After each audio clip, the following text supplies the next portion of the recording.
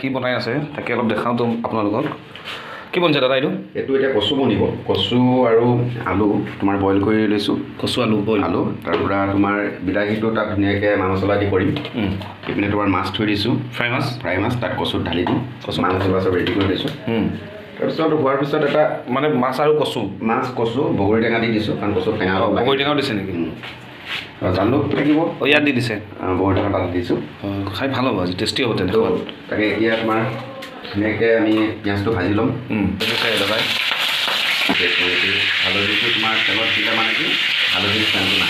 হালধিৰ চেণ্টটো নাহে হ'ব বাৰু তেনেকৈ কৰোঁ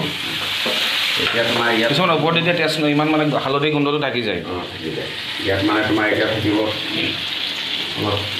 যিহেতু ৰেড চিলিটো দিছে ৰেড চিলি দিম যিহেতু তোমাৰ চিকেন অকণমান দি দিছোঁ মানে হেৰি যে কচু কচু বস্তুটো অলপ মা মছলাটো বেছি হ'লে টেষ্টটো বেলেগ হয় গতিকে ৰেড চিলি অলপ ঢালি দিছোঁ তেলতে ভাজি ল'ম এইখিনি ঠিক আছে প্ৰস্তুতিটো চলাই লওঁ ঠিক আছে ধন্যবাদ বিলাহীটো কি কৰিলে টক হৈ গ'ল ধুনীয়াকৈ টক মানে ইয়াত কচুত যিহেতু দিব লাগিব ইয়াত হৈছে তোমাৰ আদা ৰচুন জলকীয়া এইখিনি আমি মছলাখিনি ইয়াত ধুনীয়াকৈ বিলাহীৰ লগত ফ্ৰাই কৰি দিয়ে মানে এই মছলাখিনি ইয়াৰ লগত ফ্ৰাই হ'ব এই মছলাটো অলৰেডি আগত দিছোঁ কিন্তু এতিয়া এইখিনি আমাৰ থলুৱা মছলা আমি আদা ৰচুন জলকীয়াখিনি ইয়াত মানে 1 মিনিটমান তেনেকুৱা ল'ব লাগে এইটো ধুনীয়াকৈ হৈছে ন চেণ্টটো বেলেগখিনি মজা আহিছে ন ধুনীয়া চুনীয়া যাবই চাগে এইটো লাষ্টত ধুনীয়াটো হ'ব কিন্তু এই গ্ৰেভিটোৰ লগত এতিয়া আমি কি কৰিম জানানে আৰু ধুনীয়াকৈ মাছটো ফ্ৰাই কৰিব নেকি মাছটো ফ্ৰাই হৈ আছে মাছটো আমি ইয়াত অলপ ঢালি দিম এতিয়া ইয়াত ফ্ৰাই মাছ এইটো ইয়াৰ পৰা আমি অলপ মিক্স কৰি দিলোঁ মই ফ্ৰাইটো এইটো এইটো বেছি পৰিমাণৰ নহয় কাৰণ কচুত দিনত মাছটো ইয়াত লাগে কিন্তু আমাৰ এইটো স্পেচিয়েল মাছ কিন্তু এই মাছটো একচুৱেলি ইয়াত দিব নালাগিছিল কিন্তু এতিয়া দিবলগীয়া হৈছে কাৰণ যিহেতু মোৱা মাছৰ কেজি কিমান জানেই নহয় মোৱা মাছটো একচুৱেলি মানে কি আপোনাৰ ফ্ৰাই লগত কচুৰ লগত এই শুকান মাছটো বেছি ভাল লাগে নহয় জানো কিন্তু উপায় নাই আমি এইটো কৰা নাছিলোঁ যিহেতু কচু ডিচিজন লোৱা নাছিলোঁ কিন্তু কচু টেষ্ট কৰি চাওঁ কচু অলপ থকাৰ কাৰণে চালোঁ যে নাই কচুৱে অলপ একচুৱেলি কচুৰ নামতে হৈছে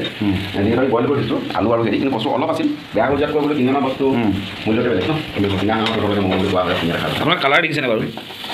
কালাৰটো চাওক কালাৰ চাই গম পাইছে কি হ'বলৈ গৈ আছে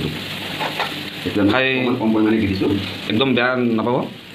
কাৰণ আমি এতিয়া যদি কিবা কুৰিয়াৰ চিষ্টেম থকালে দি পঠালোহেঁতেন আপোনালোকৰ কাৰণে অলপ এতিয়া আমি যিখিনি বইল কৰিছিলোঁ কচু আৰু আলু আৰু বগৰী টেঙাৰ লগত দিব লাগিব একচুৱেলি কচুৰ নামত আছে বুলি কচু হ'বহে কিন্তু এইটো ইয়াত ধুনীয়াকৈ দেখা যায়